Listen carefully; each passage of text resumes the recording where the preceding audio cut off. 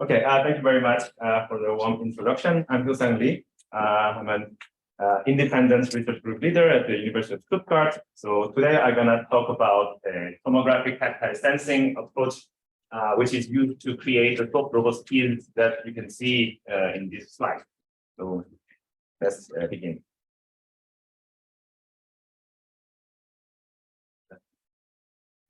Okay, before begin, I will thanks to my students and also my former supervisors and collaborators in the KAIST and the MPI IES.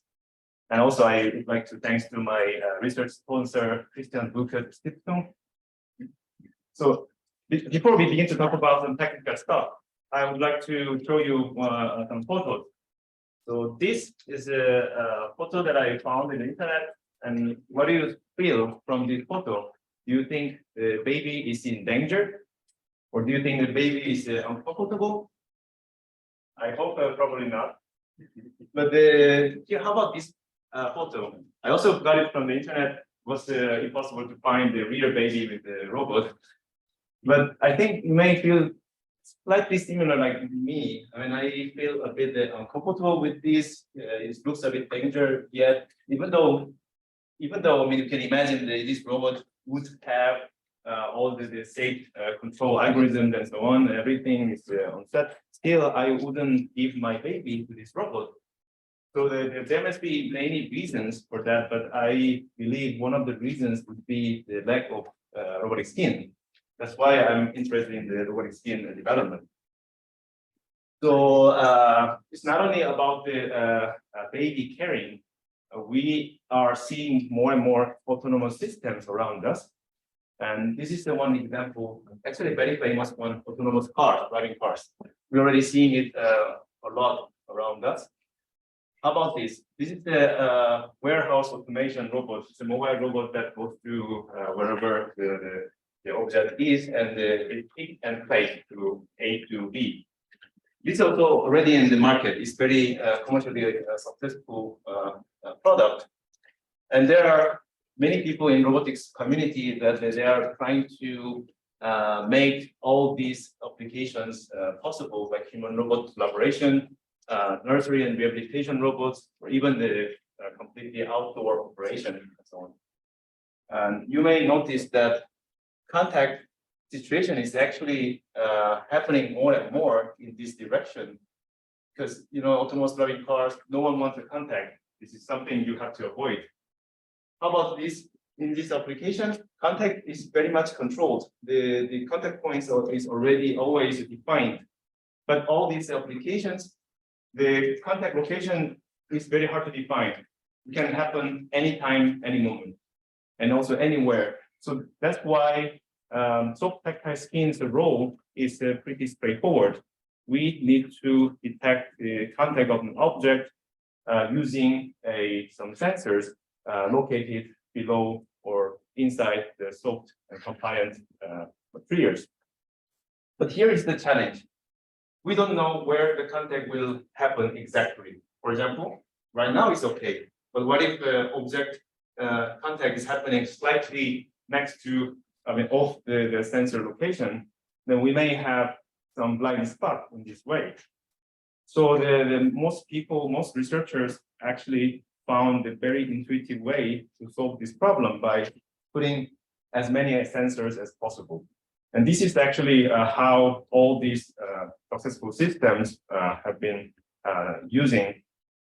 In this case, it's using multiple microcontrollers to connect all these sensing elements. I think it's more than 1,000 sensors. And also these stretchable electrode or organic transistors are also trying to connect, make the very minimized sensing elements and also try to connect all these things using stretchable electronics. They're all great research, but I, as a robotic engineer, I had a doubt. Do we really need such a system? It's a very nice system, but in my opinion, it's a little bit overspec. So my question was, how can we solve this blind spot problem using small number of sensors?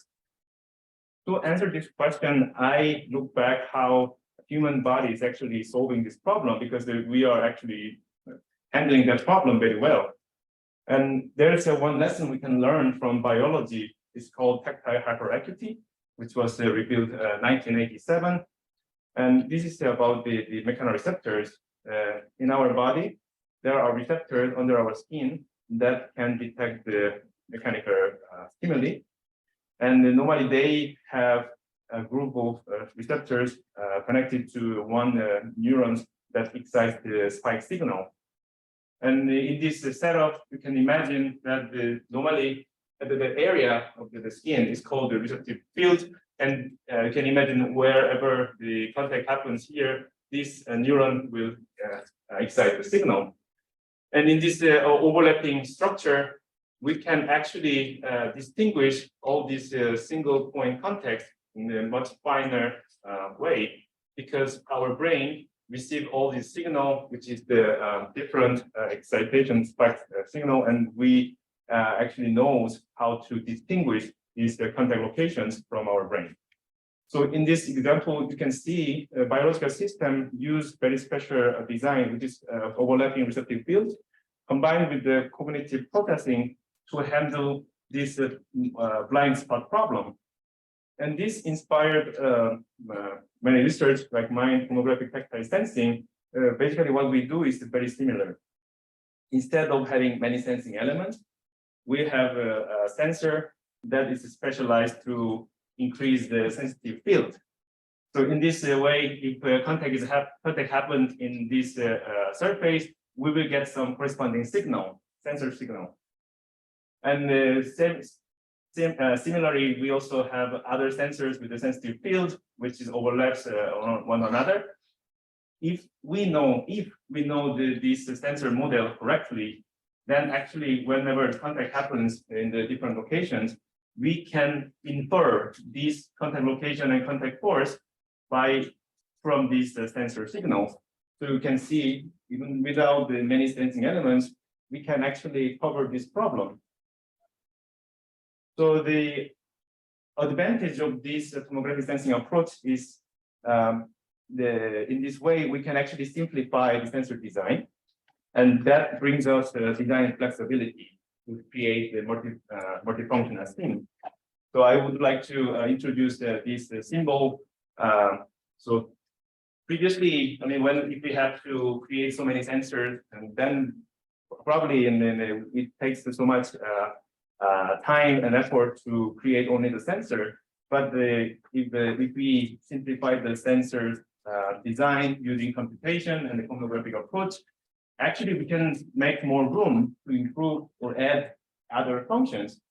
So it's really much easier to change material, easy to change geometry, easy to add more practical features in there. That's what my research was trying to show. So there are many ways to create the broad sensitive field.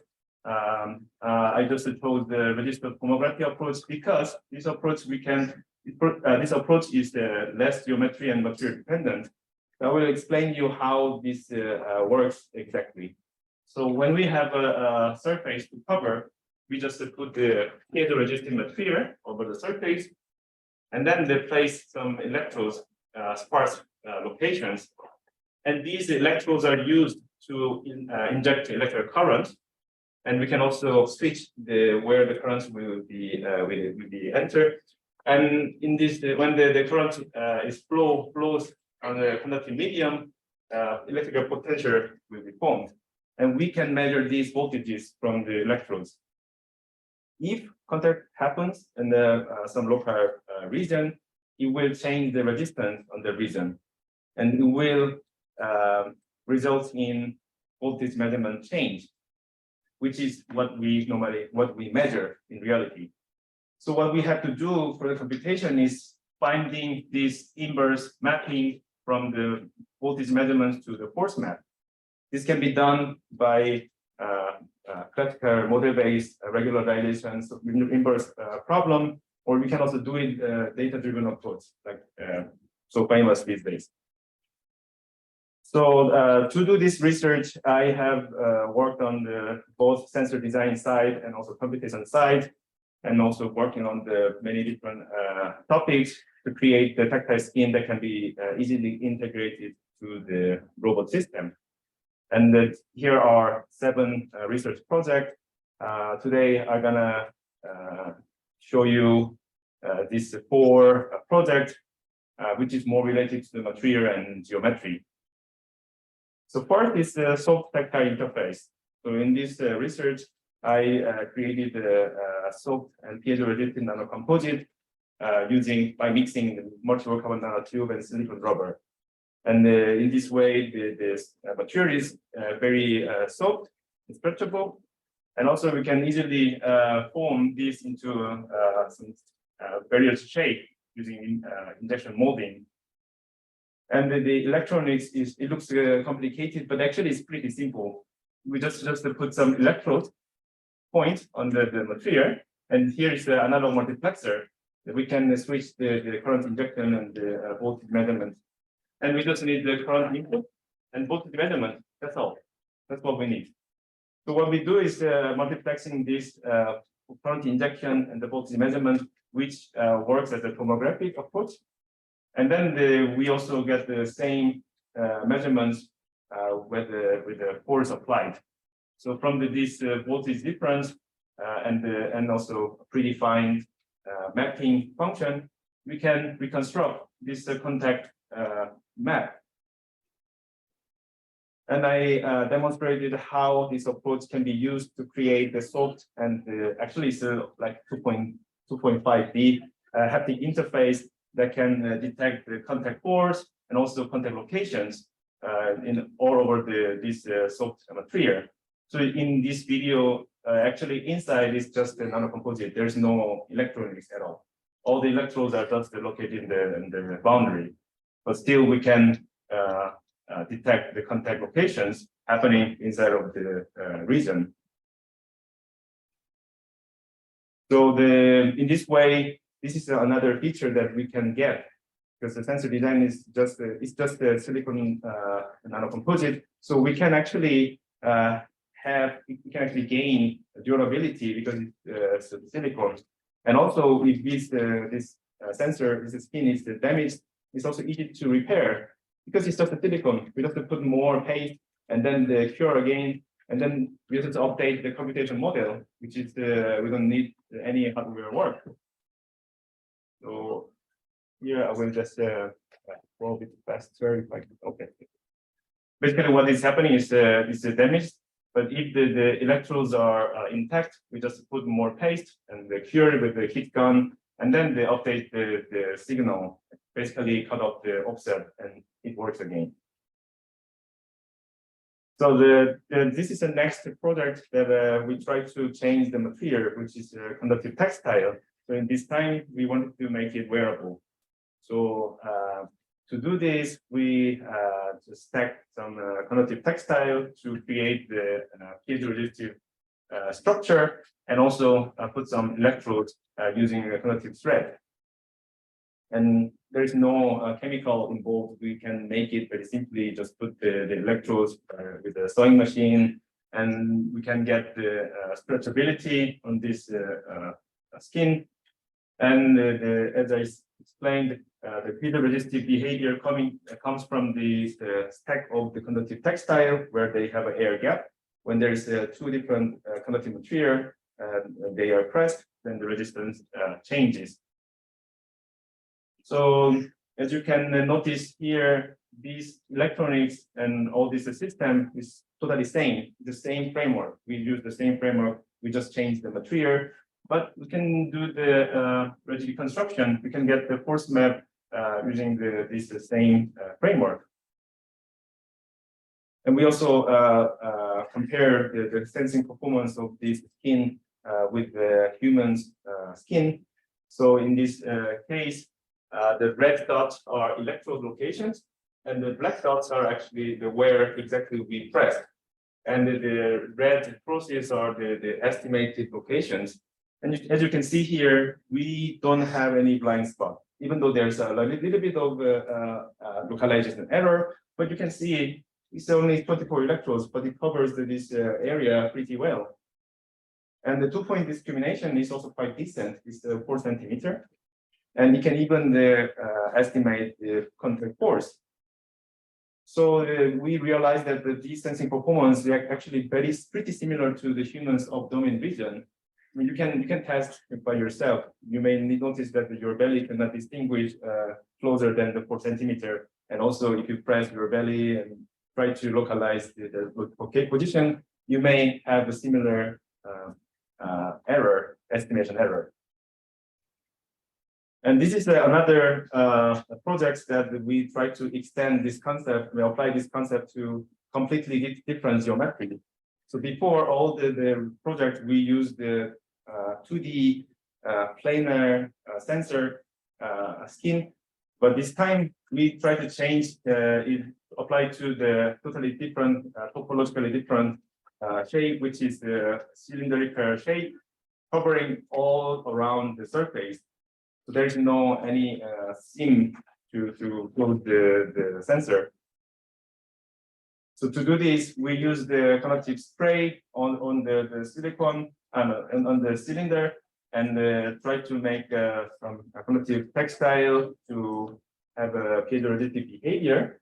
Honestly, I don't like this because I mean, we couldn't find the piezoresistive material that we can print. So if you have any, please tell me.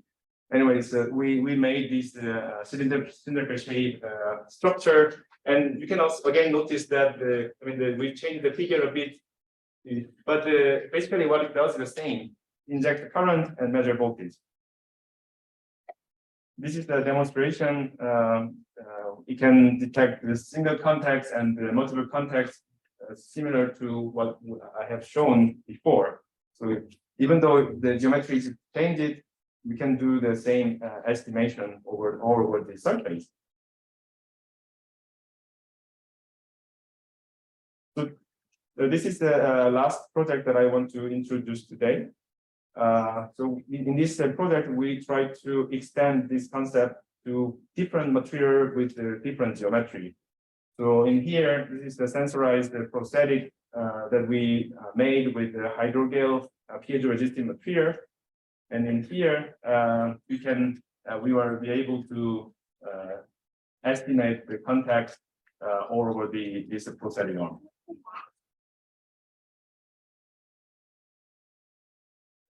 So we use a hydrogel-based piezoresistive material for this purpose, because hydrogel is also one of the materials that actually we can repair easily. So we also show this demonstration video that it works, but whenever there is a damage on the hydrogel, we can put some cohesive liquid, and then we can cure this material again, and it can work again.